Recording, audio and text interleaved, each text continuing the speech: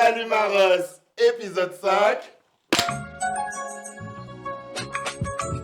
Salut Maros. Salut Jeff. Hello. Hello. Je suis trop content d'être là, Je franchement. suis trop content que tu sois avec nous. Faites-nous les présentations. Mon Jeff, ça fait, on se connaît depuis 2019. 1er juin 2019. 1er Je juin me souviens de la 2019. date exactement. C'était à la Pride de Lille. Ouais, coucou les Lillois, coucou les Voilà. copines. On était parti, j'étais parti avec mes Russes d'ailleurs, on était parti À faire la Pride. l'anniversaire d'un ami. Et depuis, grosse histoire d'amour. Oui, c'est Entre- vrai. entre toi C'est et moi. vrai, c'est vrai. Et donc, peut-être que pour certaines personnes, vous avez pu reconnaître Jeff par rapport à une certaine émission qui s'appelle Marié au premier regard. Exactement. Donc, où il a été le premier membre du casting homosexuel. Donc, Oui, c'est premier couple gay à s'être marié devant la France dans cette émission. J'ai une question par rapport à ça, parce qu'en fait, à chaque fois, on me dit ouais, mais est-ce que tu es sûr de vouloir représenter, que ce soit en tant qu'artiste, en tant que... Et moi, ça n'est jamais une difficulté pour moi de porter un flambeau, on va dire. J'adore ça. Est-ce que pour toi, donc cette étiquette du premier homme gay, tu en es fatigué ou tu continues de la porter fièrement? Alors, c'est super intéressant comme question parce que moi, je me suis forcément posé la question parce que par rapport à mon travail, personne forcément savait que j'étais gay. Bon, ça se voit un petit peu, mais pas fort. Enfin, il y a des gens qui ne le savaient pas. Ouais. Mais on sait, des fois, les hétéros, ils voient pas la vérité. Surtout les parents. Le déni.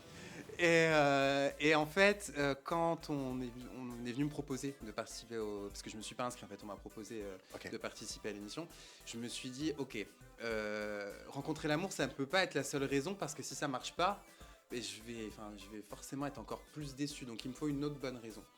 Et donc je suis issu d'un milieu forain, donc c'est très compliqué d'assumer son homosexualité. En tout cas dans l'Est, je suis le seul à le faire. Et du coup, je me suis dit, bah tiens, c'est ça la bonne raison. C'est en fait, je vais peut-être ouvrir la voie à d'autres forains homosexuels qui s'assument pas forcément. Ma maman aussi est kabyle, donc c'est vrai que quand on a su que mon oncle était gay, ça a été compliqué. En plus, on l'a su parce qu'il a eu le VIH. Donc, je sais pas, chez les musulmans, Stigmatisation, c'était background, super ouais. compliqué. Et je me suis dit, bah, en fait, si je peux faire évoluer une ou deux petites mamies ou une ou deux mères de famille, bah, j'aurais tout gagné, quoi. En tout cas, j'ai fait évoluer des mentalités puisque j'ai reçu des messages et ça, c'est génial. Et après, ce que j'avais juste peur, et c'est ce que j'ai eu dans certains retours qui m'ont un peu blessé, c'est « Ah, bah, c'est bien, enfin, on voit pas une folle à la télé ». Mais donc une folle, elle n'a pas le droit de rencontrer l'amour. Elle a le droit, la En folle est fait, parmi nous, on aime la folle, mais oui, ça c'est suffit. la richesse de la communauté LGBT QA+, Bah oui. c'est la diversité. Que tu reçoives des messages disant pour une fois qu'il n'y a pas une folle, etc. Malheureusement, dans le panel audiovisuel français, les seuls gays qu'on voit à la télé, et généralement les gays issus de milieux racisés, de minorités ethniques, c'est des Vincent McDoom, c'est des Bilal Hassani, qui ont fait énormément de taf, qui ont permis à énormément d'homosexuels en France et par-delà le monde, je l'espère, à pouvoir s'assumer et à être qui ils sont, mais qui, malheureusement, pour beaucoup d'autres homosexuels, ne se reconnaissent pas et justement, on va dire ce qui est, crache sur eux. Oui, c'est ce qui me choque très souvent d'ailleurs. C'est-à-dire si on n'est pas tolérant entre nous, on peut pas demander aux autres d'être tolérants. Et c'est d'ailleurs le premier critère que j'ai demandé dans le programme quand on m'a dit quelque chose de rédhibitoire chez ton futur mari. J'ai dit je veux pas quelqu'un d'intolérant puisqu'en fait s'il n'est pas tolérant envers les autres, comment nous on va pouvoir demander aux gens d'être tolérants envers nous, c'est impossible. Enfin, ça me paraît tellement logique. Exactement. Et puis surtout, enfin, Déjà, moi, ce que j'ai aimé tout à l'heure dans ce que tu as dit, c'est si ça peut faire changer la mentalité d'une mamie ou de quelqu'un devant son écran, c'est tout bénéf pour toi, c'est ce que tu as gagné et c'est complètement mon leitmotiv. C'est une personne qui prend le love, c'est gagnant. Et je trouve ça vraiment bien. Et d'autre part, après, tu fais partie aussi des personnes qui ont le courage parce que ces personnes que tu as citées tout à l'heure, c'est les premières courageuses en fait à aller à la télé en Bien disant sûr. c'est moi, je suis comme ça, je m'habille en femme, je m'assume tel que je suis et je vous emmerde. Et donc ce sont les premières personnes courageuses où on a certainement dû proposer à d'autres mecs de dire bon et qui ont refusé de porter une étiquette, d'être stigmatisé tout ça. Et toi aujourd'hui tu es allé avec ta personnalité, la personne que tu es et, euh, et c'est tout. Qu'est-ce qui a fait que tu t'es dit, que tu te dises, let's go, je vais tenter le truc, et comment s'est passée justement cette aventure pour toi en fait, de manière psychologique, personnelle, etc., etc. Tu en as parlé déjà un peu tout à l'heure avec le fait que par rapport à ta communauté de forains, par rapport à tout ça, ça pouvait être compliqué, mais si on doit mettre tout ça de côté, si on doit parler de Jeff et Jeff. En fait,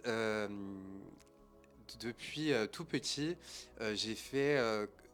Non, je n'ai pas fait souvent, j'ai fait que des choses pour faire plaisir à mon entourage. C'est-à-dire, j'ai toujours voulu faire une carrière artistique, j'ai voulu faire du théâtre, du chant, et à chaque fois, on me disait non, il faut un truc sécuritaire, donc j'ai fait quelque chose de sécuritaire. Bon, j'ai quand même fait du théâtre à côté pendant 8 ans, et heureusement, ça m'a permis vraiment de m'évader. J'ai toujours fait des choses pour plaire aux autres. Mon homosexualité, je ne l'ai pas cachée, mais je ne la criais pas sur tous les toits parce que ça gênait certains membres de ma famille. Et en fait, à ce moment-là, je me suis dit, non, là, tu vas faire quelque chose pour toi, en fait. Tu as envie de le faire. Et c'est un truc qui est complètement dingue. Il y a un truc, à cette heure-ci, il n'y a que 2 gars qui l'ont vécu en France, ce que j'ai fait. Donc en fait, je me suis dit, tu vas pas passer à côté de la chance parce qu'un tel ou un tel, là, tu penses à toi. Et je pense que vraiment cette expérience, elle a marqué un coup dans ma vie à moi parce que maintenant je fais des choses pour me faire plaisir et s'il y a des gens qui quittent le train, ciao. Et est-ce que pour toi, le mariage avait aussi sa part importante là-dedans, l'engagement, l'envie de se marier, en tant que, voilà, en tant que comme, est-ce que ça faisait partie d'un de tes goals dans les rencontres avec les hommes et tout ça, tu te voyais marié avec l'un d'eux ou pas? Alors moi il faut savoir que je suis un amoureux de l'amour donc forcément Oh. voilà hein, les films de Jennifer Lopez, de Julia Oh. Roberts, j'adore donc moi je rêvais de me marier donc voilà. Et pour moi, je viens d'un milieu très traditionnel, donc le mariage, c'est vraiment quelque chose pour lequel tu te bats. C'est pour ça que je me suis autant battu d'ailleurs, Ouais. et que je regrette pas. Je Mhm. me suis battu, il le fallait, parce que, en fait, il faut pas abandonner vite dans la vie. Il faut aller au bout, même si des fois, les personnes autour disent il faut pas. Si, au plus profond de nous, en fait, c'est qu'on a besoin d'aller au bout pour comprendre des choses, pour pas reproduire des choses. Et je pense à Lake parce que des fois il m'a donné des conseils que j'ai pas forcément écoutés et parce que mais parce que je pense que j'avais besoin d'aller au bout des choses et là bah, du coup c'était pareil le mariage c'était quelque chose de très important pour moi et du coup même à cette heure-ci je sais pas si si je vais me remarier un jour parce que pour moi bon il y a qu'un mariage dans une vie. Moi, j'en suis à mon 3e. Non, c'est pas vrai. Mais oui, bah, ça me fait trop plaisir d'entendre ça. Parce que, bah, on a besoin de love, d'amour, de Oui, mais tout tu ça. vois, euh, quand j'ai entendu quand quelqu'un qui a participé à l'expérience a dit, oh bah moi je voyais ça comme quelque chose de fun. Non, Et tu fais passer ta famille à la télé. ouais. Enfin, moi j'ai vu ça tout comme quelque chose de fun. Moi, vraiment. Enfin, je veux dire, faire passer mes parents à la télé, c'était une angoisse pour moi. Enfin, alors heureusement ils ont été adorés parce que forcément Mm. la réaction qu'ils ont eue au mariage, etc. C'était incroyable. Mais on ne sait pas. Enfin, les gens sont tellement méchants. Et moi, mes parents, je les surprotège. Donc, et finalement, bah, c'était. Je regrette pas parce que eux, ils ont vécu une expérience de fou, ils ont adoré. Mais pour moi, c'était tout sauf du fun. C'était quelque chose de très sérieux. Demain, un mec arrive et en mode aussi engagement, amoureux de l'amour pour toi. Il lui faut quoi comme ingrédient pour te convaincre à nouveau de te marier?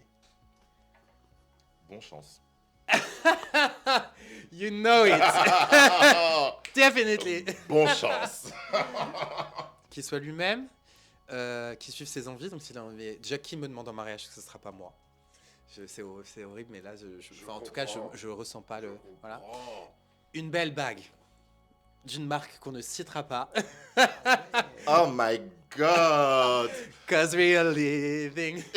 In a material world, and I am a material. Absolument pas. Non, je rigole. Absolument pas. Non, je rigole. Mais Non, mais il faut quelque chose de. Il faudrait quelque chose qui nous ressemble. Je veux pas dire qu'on soit depuis longtemps ensemble ou pas, parce que ça aussi, ça m'énerve quand les gens disent faut prendre le temps, etc. Non, il n'y a pas de règle dans une histoire d'amour. Il y a des gens qui se mettent ensemble en appartement ensemble au bout de 2 mois et qui restent 10 ans ensemble, et il y en a qui attendent 2 ans pour se mettre en appartement et 3 mois après ça casse. Après, voilà. Donc il n'y a pas de règle dans l'amour, il faut arrêter avec ça, non, il faut prendre son temps. Non, il n'y a pas de règle. C'est le feeling des 2 personnes et c'est comme ça. Je suis tellement d'accord avec ce statement. Il n'y a pas de blueprint, de schéma préétabli. C'est ce qu'on appelle un blueprint, hein, les gens. Un schéma préétabli du couple. C'est-à-dire que le couple de vos parents ne ressemble pas au couple de mes parents et ton histoire d'amour ne ressemble pas à la mienne. Enfin, même si j'en ai pas actuellement, ce n'est pas la question. Et ce n'est pas un appel, hein. Laissez-moi tranquille. Laissez-moi tranquille. Mais vivez le truc comme vous l'entendez, en fait. Exactement. Et moi, c'est ça. Je supporte pas si je rencontre quelqu'un qui me dit ah oui, mais là, est-ce qu'on va vite? Si tu commences à te poser ce genre de questions, c'est vraiment qu'on n'est pas fait pour être ensemble. En fait, il faut juste que ce soit simple et Mais c'est Go. tellement vrai. C'est tellement vrai. Si ça fonctionne, ça fonctionne. Ça fonctionne pas, ça fonctionne pas. Et moi, je trouve que c'est les meilleurs trucs pour pouvoir faire du tri, en fait. Et tu sais, s'il y a bien une chose que m'a appris l'expérience Marie au premier regard, c'est que l'amour, c'est l'apaisement. Et si tu n'es pas apaisé, et j'ai très vite compris que je ne serais pas apaisé, et c'est là où en fait j'ai compris que ça n'irait pas. Si tu n'es pas apaisé dans une histoire d'amour, pars. Ouais, je suis très très d'accord avec ça. Ouais, à fond. À fond, à fond, à fond. Moi, ce qui m'a permis de m'engager totalement avec mon compagnon actuel, mon mari. Ton mari. Mari. Hein, disons-le. Et là, ça y est. Par toi. C'est la paix. C'est Exactement. la paix. Pas que la paix entre nous, mais la paix intérieure. Bien sûr. De ce dont on a déjà pu parler, de ce côté fougueux que j'avais, de de drama, de oui, de non, de Et là, c'est oui, simple. Et voilà. Toi, comment tu gères une après-émission où il peut y avoir du bon comme du mauvais qui peut être relayé sur toi? Quel conseil tu peux donner aux petites russes qui regardent ou qui pourraient être confrontées sans être sous le feu des projecteurs et tout ça, mais à des trucs qui t'arrivent? Comme tu dis, tu as mis ta famille sous le feu des projecteurs, donc tu as besoin de les protéger, mais comment toi tu te protèges face à tout ça? Alors déjà, il faut savoir que j'ai eu beaucoup de chance parce que j'ai pas eu de messages haineux. Quand je vois par exemple Bilal, Oshi, enfin plein de personnages LGBT qui ont reçu des foudres, alors qu'en plus eux ont un vrai talent. Alors que moi finalement j'aurais été peut-être plus légitime à prendre de l'aide. Voilà, je me suis juste paré à la télé, on va dire.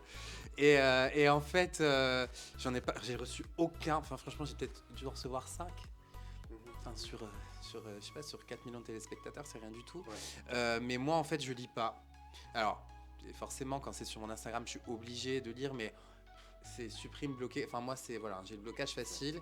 Et en fait il faut se dire que ces gens qui commentent, qu'est-ce qu'ils ont fait dans leur vie?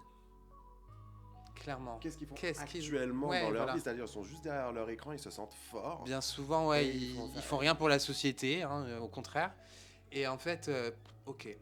Mais viens à ma place si t'es plus malin. C'est trop drôle quand les gens m'arrêtent à chaque fois, ils me disent ah désolé de te déranger. Et moi j'adore les gens, déjà de 1 ça me dérange pas, et de 2, et pour le coup en plus c'est marrant parce que mes autres collègues de ma saison n'ont pas vécu ça, j'ai l'impression, enfin en tout cas celles de qui je suis resté proche ne l'ont pas vécu parce qu'elles me l'ont dit. Mais moi par exemple quand j'ai divorcé, je suis allé dans un pop-up store, enfin c'était un événement, etc. Et je sors, et en fait j'avais des gens qui m'attendaient devant avec des cadeaux, il y avait une bouteille de champagne, du chocolat pour me remonter le moral. La dernière fois, je suis allé aussi à Dijon à une avant-première et j'avais quelqu'un qui m'attendait devant, Florence, qui va peut-être nous regarder en plus, qui m'avait fait plein de cadeaux de la région de Dijon. C'était incroyable, enfin, c'était trop bien. Mignon. Et en fait, je suis tellement reconnaissant tant d'amour, enfin, c'est trop bien. Et si je mets pas de story pendant plusieurs jours, je vais recevoir des messages, mais c'est plus c'est de l'inquiétude. Est-ce que tu vas bien? Est-ce que tu vas exposer maintenant ta nouvelle relation sérieuse, tu vas l'exposer sur les réseaux sociaux, oui ou non? Alors, il n'y a pas de règle. Pour autant, c'est vrai que moi, je ne ressens pas le besoin d'exposer mes relations. Alors là, en l'occurrence, la dernière, il n'y avait pas le choix. Enfin, je veux dire, c'est vrai que le sujet est venu à un moment donné dans notre couple de ne plus exposer. Et moi, j'en voyais pas l'intérêt. Les gens s'étaient accrochés à nous, s'accrochaient à nous, etc. Et je trouvais, en fait, c'était le début. Enfin, c'était pour moi une suite logique. Maintenant, moi, j'ai envie qu'on parle de moi pour mes projets, pour ce que je vais faire, et pas pour la personne avec qui je couche. Donc après, si vraiment, je sais pas, parce que si c'est quelqu'un peut-être de médiatiser aussi, peut-être que ça va changer la donne. Si c'est, je sais pas. Mais en tout cas, moi, je pars du principe où j'ai besoin de mon jardin secret. Il n'y a pas de règle, mais je me vois pas tout de suite m'exposer en tout cas. Enfin, je comprends pas. En fait, j'en vois pas l'intérêt. Je suis tombé sur un TikTok ou un truc comme ça, où un mec disait que justement il refusait d'exposer sa relation parce que il y a une différence entre avoir... Tu exposes un trophée et tu caches un trésor. Et ça m'avait vachement marqué. Tu exposes un trophée et tu caches un trésor. Nous, voilà, on sait dans notre communauté antillaise ce qu'on aimerait qui bouge, qui se secoue au niveau de la vision de l'homosexualité et tout. Qu'est-ce qui, pour toi, est le plus grand fléau par rapport à ce manque de tolérance dans ta communauté? Le plus grand fléau pour moi, c'est le regard des autres. Ouais. Ni plus ni moins. Parce que moi, les personnes de mon entourage qui ont été gênées, c'était souvent le fait, c'était pas un problème pour eux, c'était un problème du regard des autres. Les Mais- autres dans la communauté foraine? Oui, bah oui, parce que ça Ok. parle. Des gens du voyage, et voilà. ok. Et pour Ça, moi, ça c'est- parle très vite, bah, comme chez nous, quoi. C'est-à-dire, c'est le qu'en dira-t-on qui fait beaucoup. Donc, oui, mais peut-être aussi comme partout, hein, je pense. Je suis totalement d'accord avec ça. Et généralement, à chaque fois qu'on me dit, mais qu'est-ce que vont dire les autres? Et généralement, ma réponse, c'est quoi? Est-ce que ces personnes sont sur ta fiche de paye? Est-ce que ces personnes sont sur ton relevé bancaire? Est-ce que ces personnes sont sur tes impôts? Est-ce que ces personnes sont sur tes factures? Est-ce que c'est eux qui payent quelque chose non. pour toi, en fait? Et puisque depuis le début, je cite plein de grandes philosophes, je vais citer Scheim qui dit « Laisse-les aboyer, ils ne payent pas le loyer ». Exactement. Tamara, si tu nous écoutes, est-ce que tu peux nous donner un petit Ah, bien sûr. preview de... Oui, une exclue. Exclu salut Maros. Ah, Non, il y a plein de choses. Il y a un projet télé sur lequel je suis en train de travailler qui n'est pas du tout dans de la TV réelle. C'est quelque chose qui me tient à cœur. Mais c'est en discussion avec des productions. Donc, est-ce que ça se trouve, ça va jamais rien donner? C'est en discussion avec des productions actuellement, avec plusieurs productions. J'écris beaucoup. Pas forcément, pas que. Enfin, j'écris plein de choses. Enfin, bref, je suis beaucoup sur de l'écriture. Je sais pas encore si ça sortira parce que c'est des choses très personnelles et je sais pas encore si je suis encore prêt. Je le fais d'abord pour moi et après on verra si un jour je sors le truc. Voilà. Il y a alors, un programme télé qui sort, voilà, ça je peux le dire, va être un hommage à l'amitié. C'est bien ça. Oui, C'est top ça. justement. Parce C'est- que Parce que j'ai dit l'amour, voilà. Maintenant on a parlé de l'amour.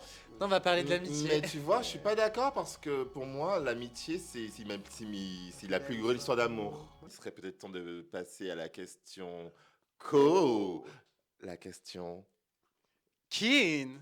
La question coquine.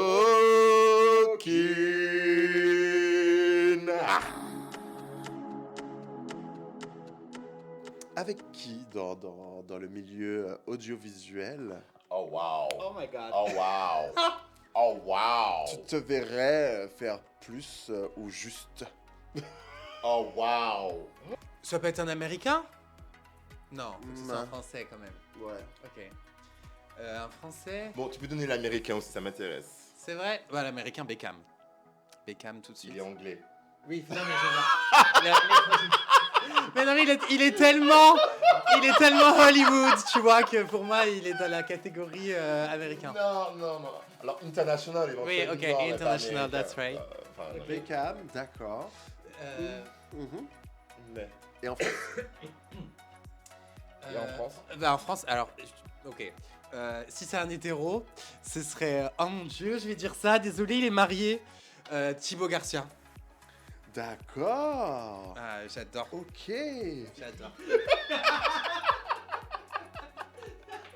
C'est un mec de télé-réalité. Voilà. Arrêtez. Parce qu'on C'est est tous horrible. les deux en mode genre. Shkoun, Thibaut Garcia. Mais moi, je suis très présentatrice. Ouais, d'accord. Sauf que. Bah, non, moi, ça me je genre- le trouve très très beau. Il a fait quoi? Les Marseillais. Et vous, tiens. Moi, je dirais Olivier Mine. Ah ouais, ça va. Tu fais un date. Comment le mec doit-il faire pour arriver dans ton pantalon? Oh. Ok. Beaucoup de charisme. Beaucoup d'humour. Beaucoup d'humour. Être entreprenant, sans oublier le consentement. Savage, tu vois. Répète. Sauvage, Ouais, savage, tu vois. C'est quelque chose de très wild, tu vois. bestial. Oui, that's right. Le fantasme le plus fou que vous a demandé un de vos partenaires. Alors, le fantasme le plus fou ou bien Pas peu fier de ma question, je vous le l'acte, dis. Hein. enfin, en gros, l'acte sexuel le plus fou que nous a demandé l'un de nos partenaires, c'est ça? Oui, c'est ça. Un truc un peu bizarre, quoi. Genre, je t'ai dit, ok, bitch. Genre, j'ai échangé d'appel, de numéro, tu vois, suite à ça, tu vois. tu vois la vibe. Non, mais en fait, il m'a demandé de lui pisser dessus. Oh. Et j'ai bien aimé ça. Ah ouais, Ouais. ok. Ok.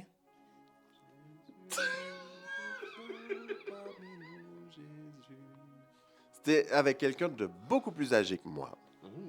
Il La était première fois- vraiment- La première fois, j'y suis allé et je sentais que c'était un peu rêche. Donc, on dit bon, ok. Et je me dis, mais on va pas rester sur un échec, allons-y. Et le gars me dit, mais tu sais, ouais, j'ai un petit fantasme et tout ça, reviens. Je reviens. Et là, c'est fluide, c'est doux, pas de souci. Je dis, mais qu'est-ce qui s'est passé la dernière fois? C'était très rêche et tout ça. Il me fait, bah écoute, après la croûte, le pu.